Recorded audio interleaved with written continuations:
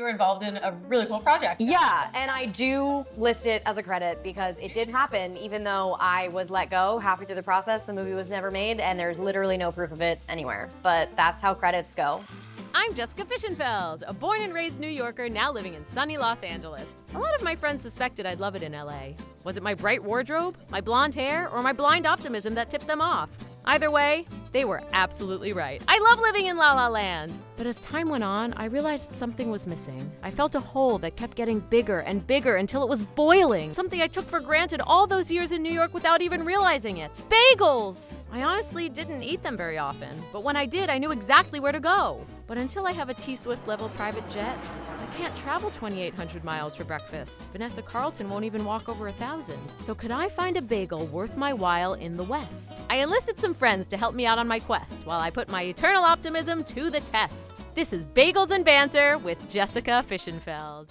Another beautiful day in LA. Today I'm meeting my friend Viva Rose, a comedian and screenwriter who in her very short life so far has made a big splash in the comedy scene in LA and throughout the nation. Be sure to look out for her new solo show Hidden Gem, premiering this June at the Hollywood Fringe. We schlepped on over to Bagel Factory, one of LA's staples for true New York style bagels. This shop is so kosher, even the Hasidim make the trek to Torrance to get their bagel fix. Bagel Factory now has 3 locations in LA and is one of the oldest generational bagel shops around, and we Jewish gals couldn't be more excited to try it.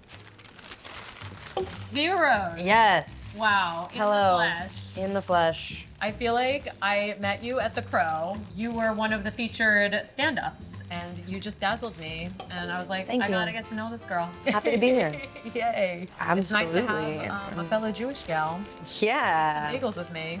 I know. Kinda So doesn't my opinion on bagels matters the most. matters. More than non-Jews. I hate to say it, but Yeah. Cheers. Cheers.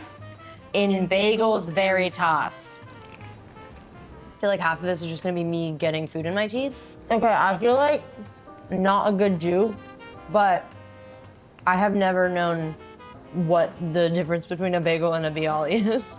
I did look this up semi-recently. Well, Bialys are traditionally a little bit smaller, and that's the extent of my knowledge about the difference.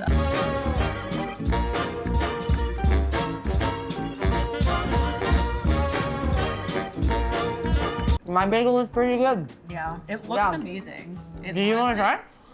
It's, You can I have mean, a bite. maybe. You're welcome to. Do you want to try my bialy? Sure. All right. Just went just butter, I'm just, which is a choice. Just butter. Bialy and butter. This looks very good. That is really good. There's so much onion in there.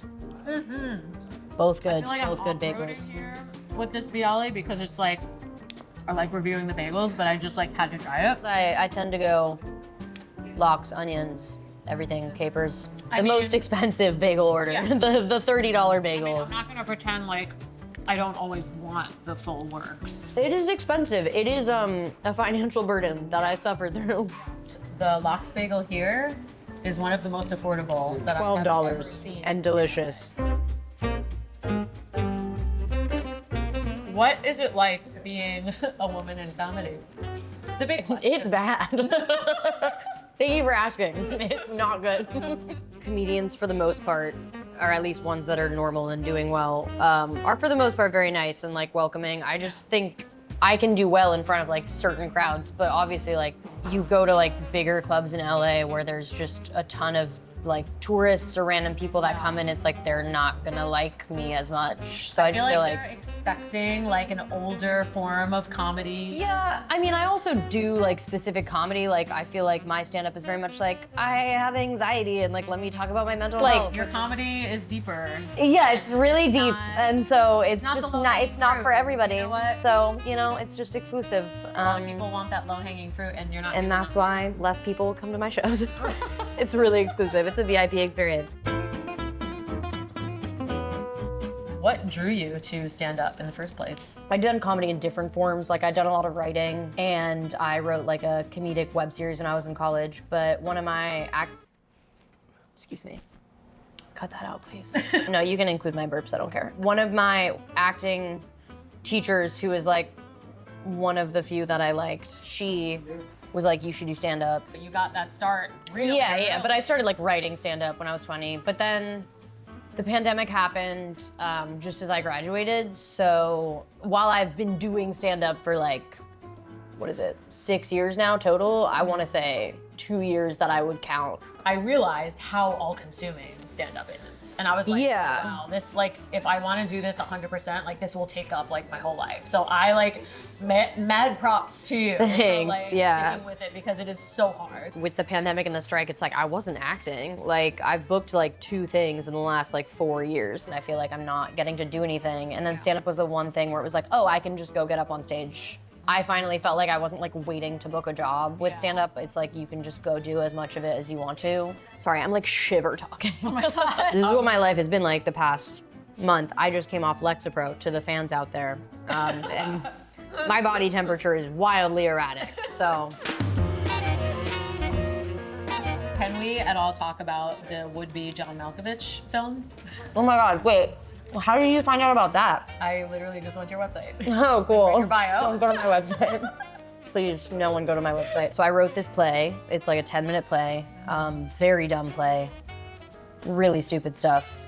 This guy was there, I guess, some high schooler's dad, and he like emailed me or my mom, I don't remember. He was like, I'm a producer and I'm like writing this movie right now and we want like a young person perspective on it. So like, would you want to be like staffed? And I was like, sure. I never met any, like I didn't meet John Malkovich. I just had like weird voice notes of him on my computer. Never met him. I didn't even know if John Malkovich was like really involved, because it was one of those things where they were like, well, so Billy Joel is producing it and so is John Malkovich. And I was like, what is the movie? So I have like 30 voice memos of John Malkovich yelling, and I was like, that's John Malkovich's voice. Like it is John Malkovich. And they were like, we have to work these into the plot. So I was just listening to these voice recordings of John Malkovich screaming, being like, I guess involved in a really cool project. yeah, and I do list it as a credit because it did happen, even though I was let go halfway through the process. The movie was never made, and there's literally no proof of it anywhere.